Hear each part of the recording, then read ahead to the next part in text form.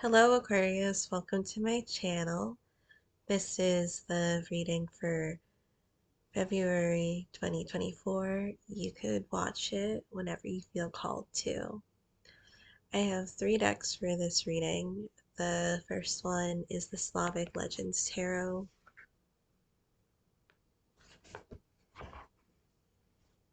Then the Power of the Runes. And the Healing with the Fairies.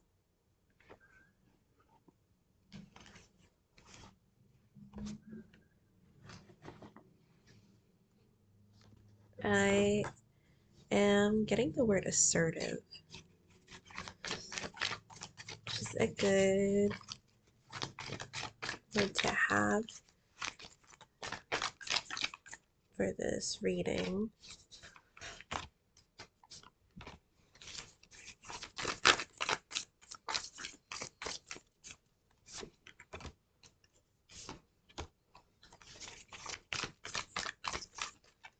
The word power is standing out to me on the Power of the Runes deck.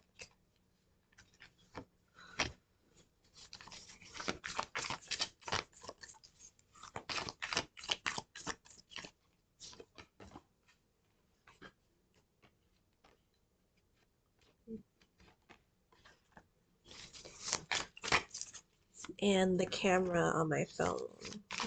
So it's like watching or being observant.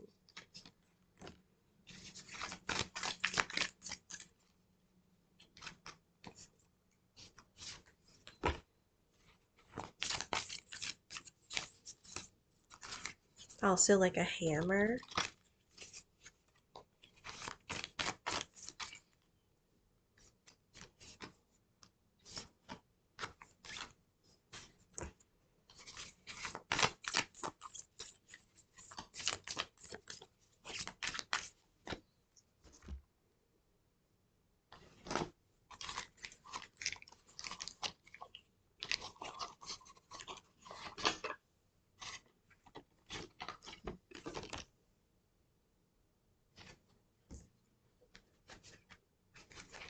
And the first card that was turned over that I noticed is the King of Swords, because I don't usually turn over the cards until after I pull out all the cards for the spread. Sometimes even until I pull out all the cards from all the decks.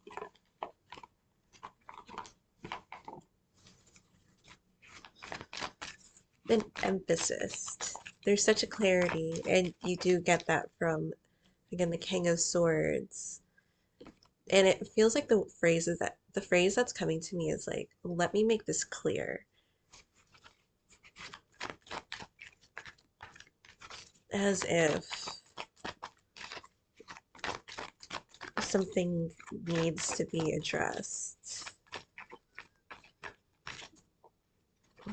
And with the King of Swords, he doesn't really waste his time and energy usually. It's a very planned out type of energy. So with that, because Aquarius also is a water bear too, it feels like it does have instinctual, or when feeling when the right time is coming up.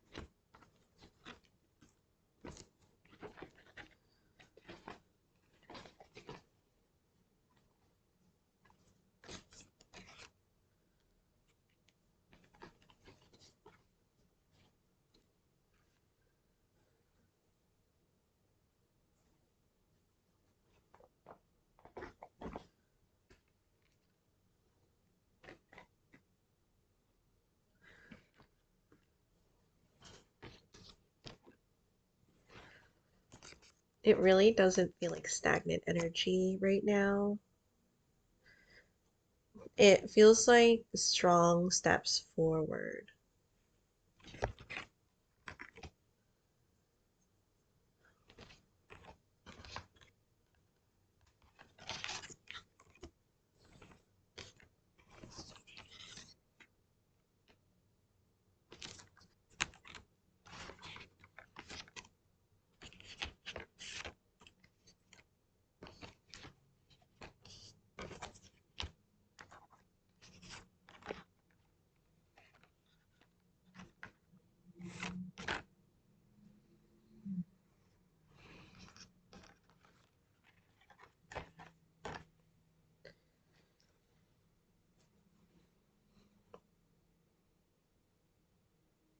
A lot of um,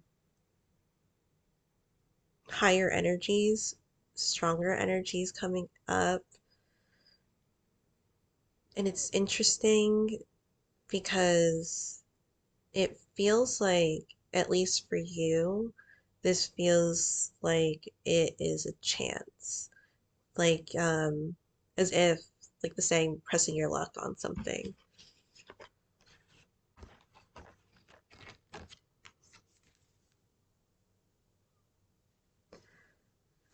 This could be higher responsibility, higher commitment.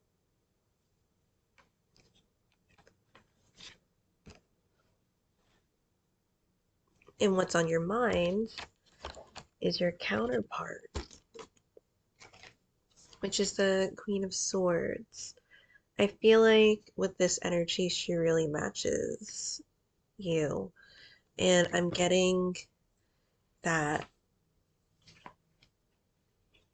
there's the word wit here.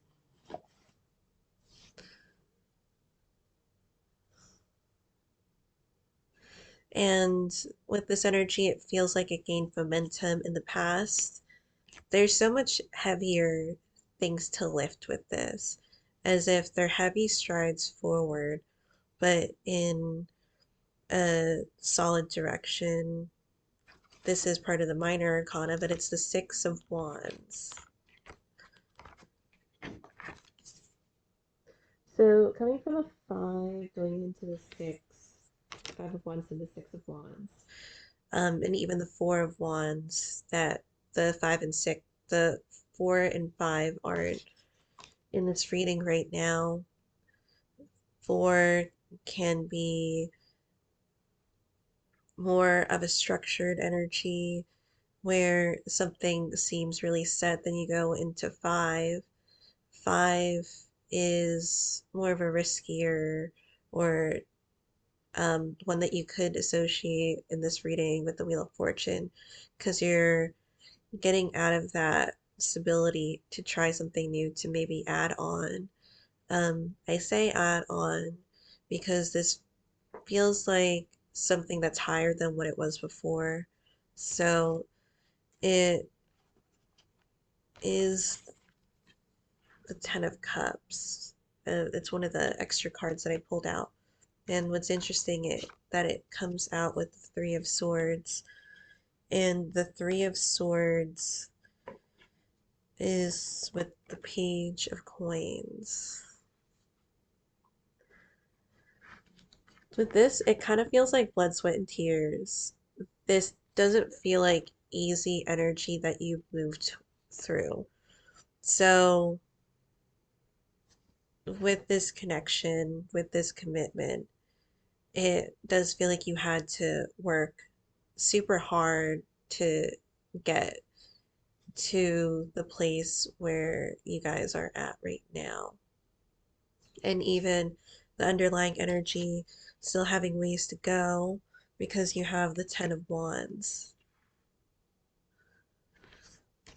And what's nice about the Ten of Wands here is that if this is with the Queen of Swords and the King of Swords, then there can be more of a balance of maybe the responsibilities. And I'm also getting authority too, which is interesting. Um, sometimes with the kings and even the queens, um, depending on the reading and depending on maybe if it's reversed or not, that there can be a little bit of a power struggle too. So, with the balance of authority or and responsibility, I feel like it comes with different aspects of the King of Swords. Because the other court cards that came out, another um, card is the King of Cups, and this is in the energy position, overall energy for the reading, with the Six of Coins, the Six of Pentacles. With this, it has the asserting energy, putting things, putting energy and even emotion towards things when you need to. Um, Maybe if there's a disagreement, knowing how to act in those situations, react in those situations. Um, with the King of Cups, it doesn't feel like he would be the one um that would freak out in an argument. I think like it would be more of a composed conversation, which can go well with the swords, considering sometimes the swords or the type of communication that the sword suit has, or the court cards and the archetypes tend to have a bite to them. And even with the King of Wands that's here, this is in the karmic position for why things are happening. There feels like a flourishing energy that comes from this card, which is definitely a good thing. It feels like the there's so many sunflowers in this in the wand suit. I love it. It's like there's like a nourishment there because I feel with the wands sometimes since they're associated with fire, passion, sometimes it can get out of control, such a as such as if it doesn't have much formality to it, it might be maybe jittery as if someone's like hopped up on caffeine or like getting a high off of something. Um, Sometimes it can even be sporadic too, like if you're on caffeine. And I already go through all these spiels about like um, caffeine and ATP. I feel like I have had these conversations with patients and with people that have these conversations with me where I talk about caffeine. So since I already brought it up, and it can be relevant since it's in the karmic position. So caffeine has a similar molecular structure to ATP, adenosine triphosphate, or ATP, found in the mitochondria. And the mitochondria is considered the powerhouse of the cell when they teach you that. And that's one of the main reasons. So when you have caffeine, it's almost as if it's a puzzle that goes into a place where it doesn't belong. And if you've done a puzzle, you probably have experienced that. So you try to fit it there, and it kind of fits. So it kind of takes the role of what the ATP would have done, and it gives you the abundance of energy. One of the side effects is that since your body thinks that there is ATP already there, it stops producing it naturally. So the caffeine isn't able to hold itself there because it doesn't belong there. So you randomly get the intense side effects and the sudden drop in the energy that you thought that you had.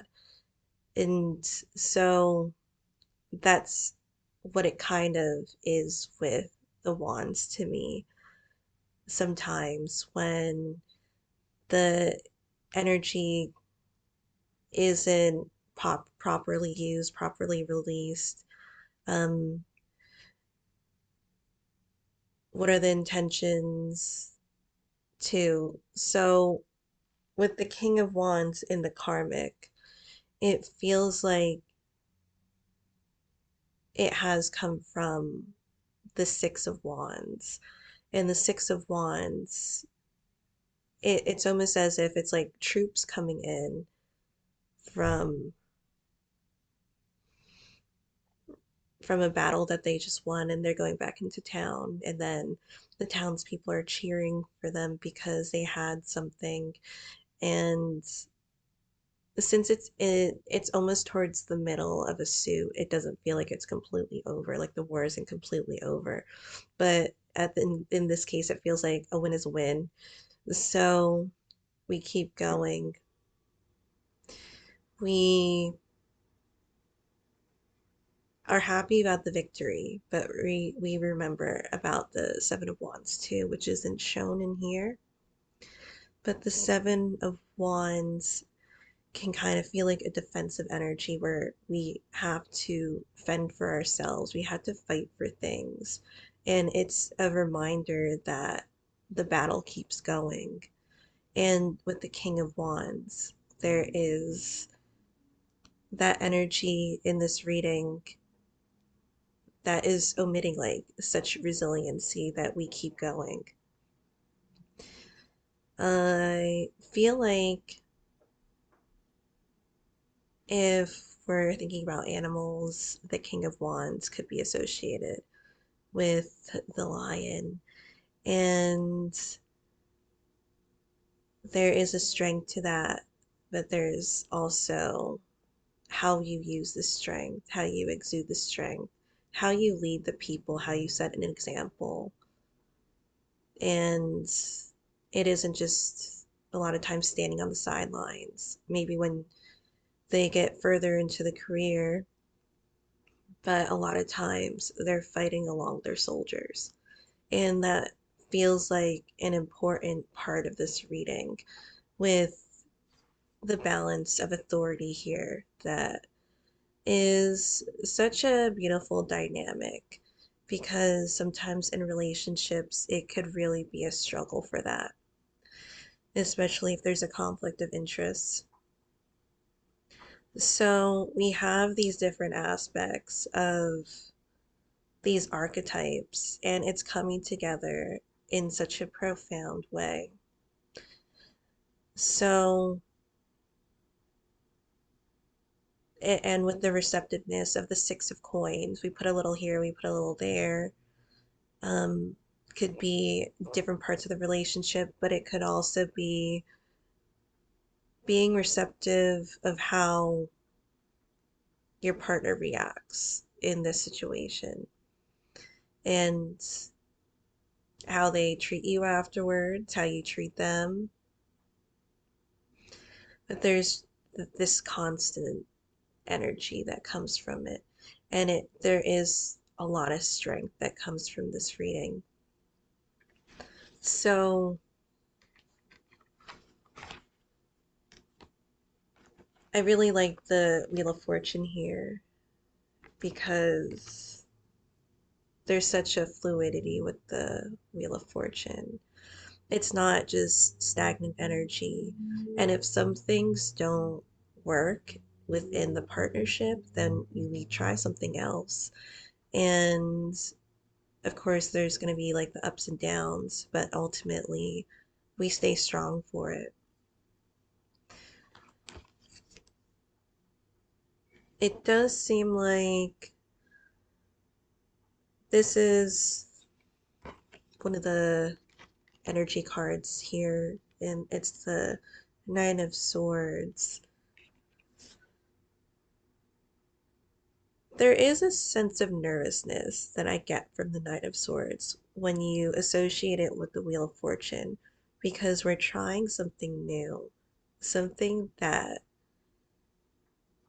might not work exactly how we want it to work, but it's a different angle than what we had before. And with Athela being the rune card, there is a foundation there and it's solid, as if the roots have been planted and you're able to grow from this. And with Athela, it could also be associated with inheritance and property. So it feels like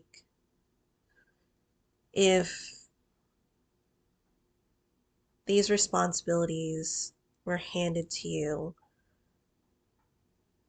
or you bought a house that was used, or you started a relationship with this person and you've had experiences in the past, then we can build on it.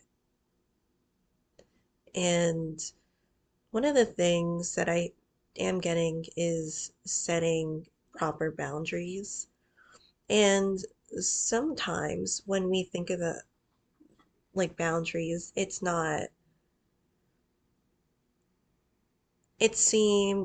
can be seen as disrespectful. And I can see in some cases why it may be perceived like that.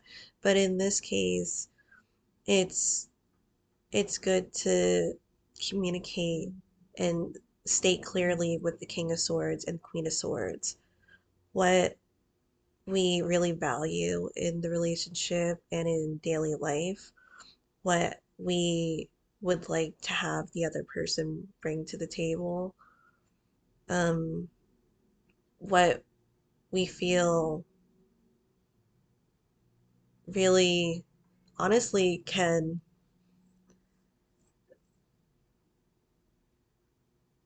make us feel negatively if this happens. And this isn't a part of my lifestyle. I really don't like this. But I feel like those types of things are addressed. And if you do something like this, how can we put this into our lives and integrate it without making it feel like there are such extremes? Like it's so one-sided because we're only living off of somebody else's lifestyle, but not our own. We would like to have more of what can be close as possible to a balance in this if we can, because we don't want to lose ourselves within being in a partnership within anything when we live our lives. We don't want to forget ourselves when we're moving forward. We want to bring ourselves and keep strengthening the foundation that we set down, not just in relationships when within ourselves. There again, there is a sense of assertiveness to that too.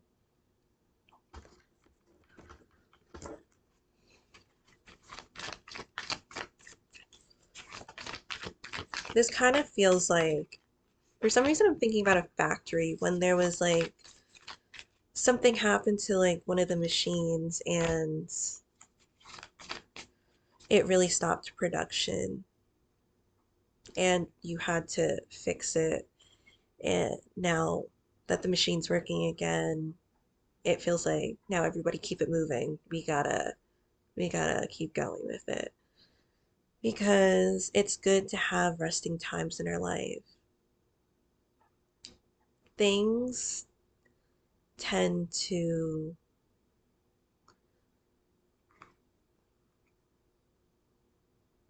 life tends to move forward, or it definitely does move forward, but sometimes it feels as if one day it's like this and then the next day it could be completely different. We don't want to get away from those things. We want to keep it consistent, keep things updated, keep things moving, while also having the balance of rejuvenation and recalibration if something doesn't work, if something isn't working. We rework it until we like the results. Another thing that it reminds me of is that those expensive brand name medications, and I'm sorry I keep bringing up pharmacy stuff, but when you have these scientists working in the lab for a really long time, it could be years, and they keep working and they keep trying to fix the things that they need to fix with this medication in order for it to perform the way that they want it to be. So after all that time, uh, the price is skyrocketed because the payment is to fix those mistakes. So that came up, but it does feel like the hard work that you put towards it, you'll see results from. But a lot of times there has to be consistency. You have to keep going. At least in this reading, sometimes it's not as easy as that, as to just say, just to keep going, as if there are other things that go along with what's really there and what's behind the scenes. So it's good to really discuss that amongst the people involved or person involved and yourself too. What do you expect from yourself? And what are your boundaries? What are you going to take? And there is also tolerance and intolerance that come from this too. There's assertiveness, boundaries, sometimes expectations. There is a lot of power moving forward in this reading, but there's so many uh, things that go into it that really make the machine work. And I don't mean to compare the humans to machines, but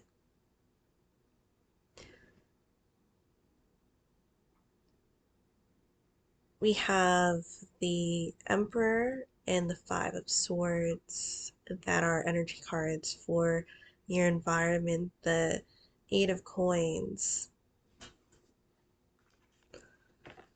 And with this, I feel like it is a solid commitment. We're going from the Eight of Coins, from the Seven of Coins.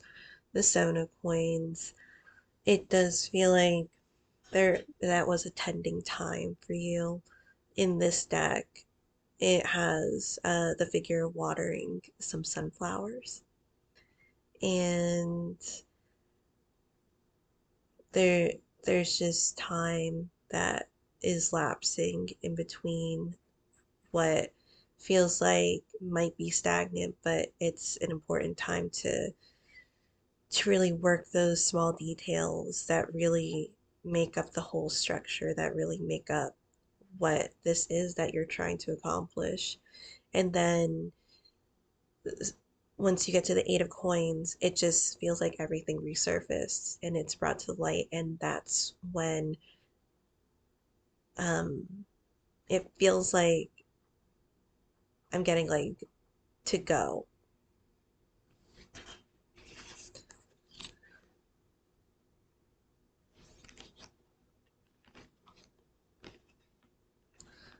There's a lot of commanding energy when you get it from the Emperor. And with the Emperor associated with Aries, and again, this is an Aquarius reading, but depending on your placement or depending if you want to watch this video, then feel free to. But with the Emperor, it feels like there is a type of newness to it.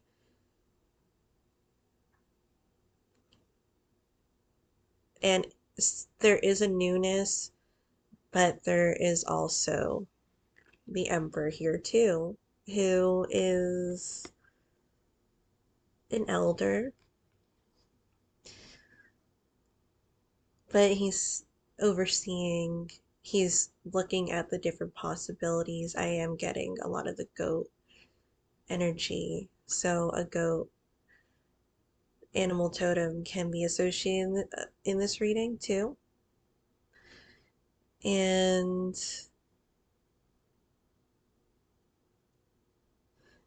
there's just like the fight of the goat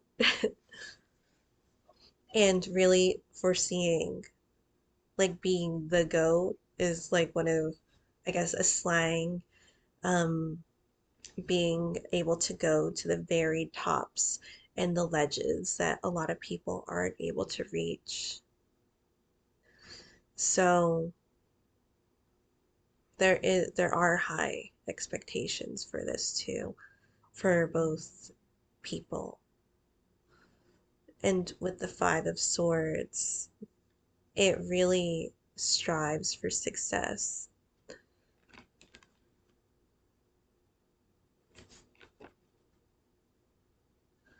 I would say that it is good in this reading, um, mainly because there are multiple aspects, multiple kings that are in this reading that represent different things, different ways of perceiving and doing, which is important for the emperor because the emperor is an embodiment of all the kings. Behind him, it is a large tree. It reminds me of the large ancient oaks that I would see down south when sorry, when I lived there for a little bit. And there is just such a presence to that, um, such an ode to existence. When you see the age of a tree and the things that it has experienced and in a way has seen, and it's still standing strong. It is a primal prehistoric representation of this too, of the primal strength that we get. So for the hopes or fears, it's interesting. It's the Ace of Coins. And this also goes into the commitment, but taking that chance from the Wheel of Fortune into what may be a little bit of unknown territory to us. Maybe we're going against an opponent, or not necessarily an opponent, but new challenges that arise that we haven't necessarily have seen before, have experienced, but we're willing to go on that journey because we don't want to go around the bush. We want to take the the route that is going to be the most beneficial to us.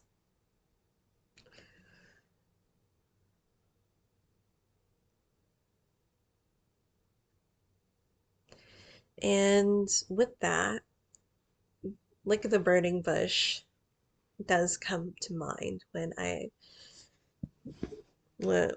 reading this now, and it does have such a like the fiery energy from it. And what is it telling us? Where is it leading us? These are things that we kind of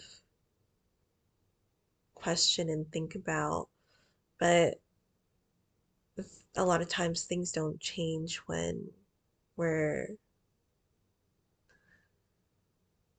when we're trying to resist change. It's almost as if we're balancing, like if we are driving a manual car. If you don't balance when you're getting your foot off the clutch to put your other foot for the gas, you're going to stall out. And depending on the car that you have, depending on how old it is, the newer cars, I feel like they're slower to like go backwards. But when I drove stick, it was just like you would feel it immediately, and you had to um, put your emergency brake on and quickly shift back and restart the car and then start over. So it feels like there is some mechanics involved, but it is a learning process. It doesn't feel like something in a way that you haven't experienced before because there is that determination in this reading of, well, we've learned this, now we learn this, now we have to learn this. Because it's something that helps us propel forward. And I don't want to just stay in this place. I want to keep battling, keep changing because I want to maintain my sense of self while learning, while being on this earth to figure out um, what really matters to me and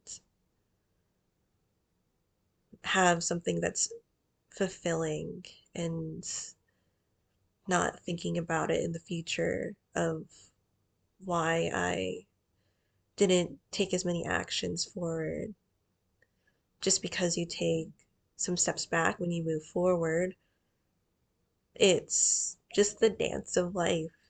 It's the fire. I like to think of fire and air as like a tornado, and they know how to dance together. But it's important with the fire to be directed, and then it's important for the air to know how to um, be graceful, because there's a certain way the air is strong. So, and there's also the wit that comes with air, because air in a lot of decks, depending on what the deck is associated with the intellect too. So, how are we thinking outside the box? It can be one of the messages that we get from this. How do we make this such an outstanding experience? Because we want to draw outside or think outside the box or outside the lines because that's when new ideas are born. That's how things are become memorable. Um, the new, the outstanding, these ideas that form that are so exquisite that it's it's like a something that is otherworldly. It's exciting. One can argue that there is always to something that is of source. When we think of something that is born, there's already a source to it, but there's also the trying energy too. How are we going to excel? How do we make it a better experience than it was before? And it's not just about adrenaline. It's it's the way of existence and being able to love life, being able to live and giving yourself that confidence and I guess the okay to to live and to be. So the further future is the Nine of Coins. And you see the Nine of Coins with the animal counterpart. So in this deck, it is a goose. And we talk about coming back to source when we have these plans. Um, Also instinctual. Also, when we have these the things that come about in our mind, it's something that our soul loves and feels familiar to us. And a lot of times, and especially in career, but even in the community and everyday experience, we see that when you're passionate about something, the movements are more memorable because there's so much heart that goes into it. Such a strength of, like, almost like a maternal strength. And to me, it's like a mother's strength is like no other. So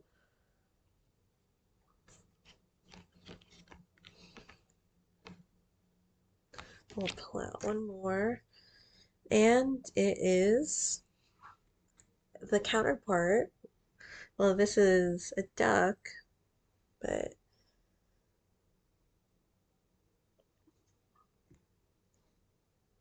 this feels like saving up and building. But it isn't an overnight thing. It feels gradually building, and it makes sense with the Othela card too.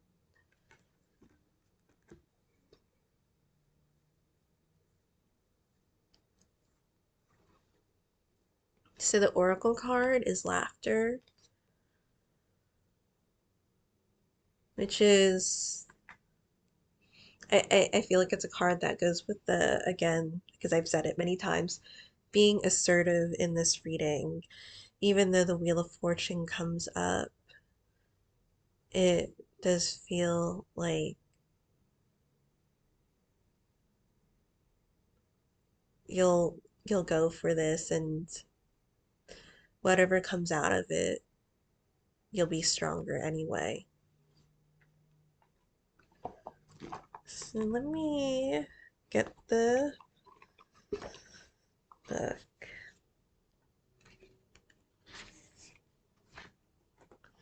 Okay. Card meaning: every cloud not only has a silver lining, but it also has a humorous side. Try to objectively stand back from your situations and find a humorous twist. Laughter will help you see your life from a new perspective so that you can receive creative insights and solutions. You're too serious about life, according to the fairies. They aren't asking you to neglect your responsibilities. Let go of sacred reverence of life or defend your emotions with jokes.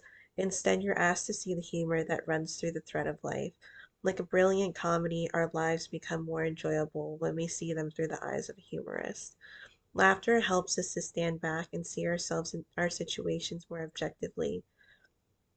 When we laugh, we relax, and when we relax, creative solutions and renewed energy course through us more easily. So take time today to laugh. For instance, go see that funny movie or play, buy a book by your favorite comedy writer, or exchange silly jokes with a friend.